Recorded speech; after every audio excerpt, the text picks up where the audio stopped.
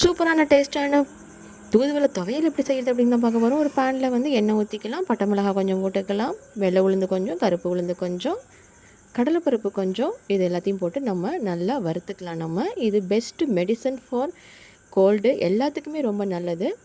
பூண்டு கொஞ்சம், இஞ்சி கொஞ்சம், ஜீரகம் கொஞ்சம், மிளகு கொஞ்சம், இது போட்டு நல்லா வதக்கிட்டு இந்த தூதுவளை கீரையும் எல்லாத்தையும் நல்லா வதக்கிக்கலாம். இது கூட வந்து கொஞ்சம் வேணும்னா கருவேப்பிலை போட்டுக்கலாம், கொஞ்சம் புளி போட்டுக்கலாம், கொஞ்சம் பெருங்காயத்தூள், இது எல்லாத்தையும் போட்டு நல்லா வதக்கிக்கலாம். போதுமான அளவு உப்பு போட்டு மிக்ஸி ஜாரில் கொஞ்சம் தண்ணி ஊற்றி நம்ம இதை தனியாக அரைச்சி எடுத்துக்க போகிறோம்.